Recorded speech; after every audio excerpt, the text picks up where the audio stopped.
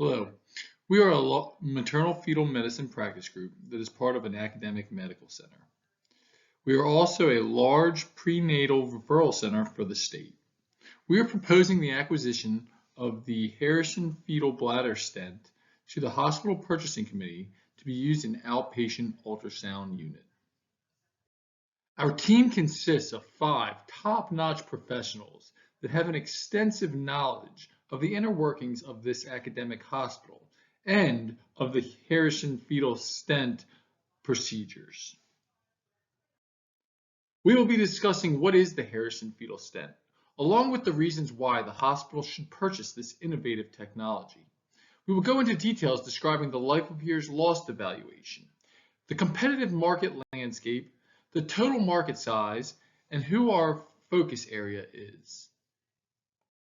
Hospital Purchasing Committee, we as the maternal fetal medicine practice at the Academic Medical Center are proposing that we acquire the Harrison fetal bladder stent to be used in the outpatient ultrasound unit.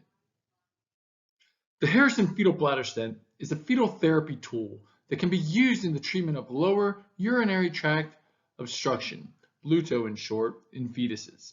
LUTO occurs in 1 out of 5,000 to 7,000 births. The diagnosis is made by ultrasound in the second trimester and is notable for increased bladder distension, enlarged uteral size, low or no amniotic fluid.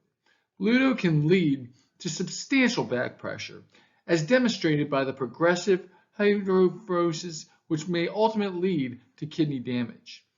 The implementation of the Harrison fetal bladder stent is to mitigate the renal damage and subsequent pulmonary hypoplasia in the fetus. The focus of the Harrison bladder stent is the mitigation of the clinical complications of lower urinary tract obstruction.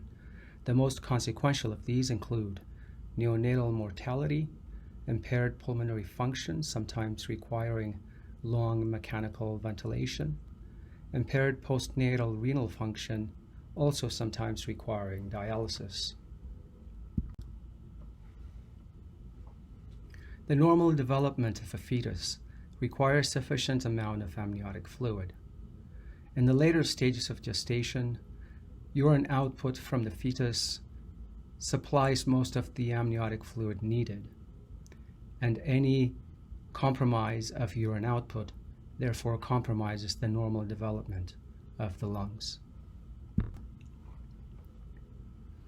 In the affected fetus with lower urinary tract obstruction, the obstruction causes significant bladder pressure, and the increased bladder pressure is transmitted to the upper urinary tract where hydronephrosis develops and progressive kidney damage results.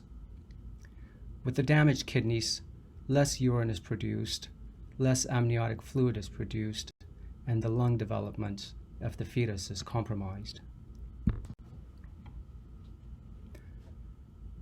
The Harrison bladder stent provides a simple but elegant solution to a cohort of problems presented by the obstruction. The stent does not fix the obstruction itself, but it provides a shunt between the fetal bladder and the amniotic sac. This maintains sufficient amount of amniotic fluid by bypassing the obstruction.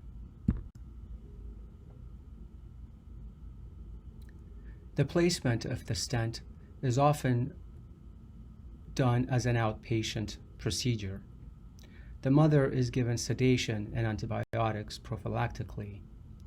A long catheter is placed through the mother's abdominal wall and the uterus, and then is finally inserted into the fetal bladder. The stent is then inserted through the first needle and advanced into the fetal bladder, one end of which is left in the bladder and the other in the amniotic sac. The patient is observed briefly for the remainder of the day and is normally discharged home on the same day. We completed a cost-effectiveness evaluation for this product. Based on the existing research, we found out that the 6-month survival rate after birth is 53% for the stent treatment and is 34% for the conservative method without stent treatment. The cost of the stent treatment is only $535, so we use those data. We use the cost of the treatment and the cost of the conservative method together with the comparative benefit of the stent treatment against the conservative method to calculate a cost-effectiveness ratio. Our result shows that the cost-effectiveness ratio is $5,641. So what that means is for each additional year of life saved, the cost of treatment is only a little bit over $5,000. Based on what we learned from our health innovation evaluation class, the rule of thumb value of each additional life year saved is $50,000. And our cost effectiveness ratio is significantly lower than that prevailing cutoff. In terms of the competitive landscape, there are two other competitors to the Harrison fetal bladder stent. The first company is Rocket Medical PLC, located in the United Kingdom. They've developed the Rocket KCH fetal bladder drain. The second competitor is made by Somatex Medical Technology, and they've developed the Somatex intrauterine stent. The Rocket KCH fetal bladder drain is a thicker gauge stent, has a steel introducer catheter. So theoretically, with the use of this catheter, there's an increased risk of rupturing the amniotic sac as well as causing fetal injury. The Somatex intrauterine stent has been in the market for about 8 years. One study has noted that it's had a slightly lower dislocation rate. However, the rate of reinterventions is not that different compared to the Harrison stent, and the rates of renal failure remain despite stent use when only survivors are evaluated at birth.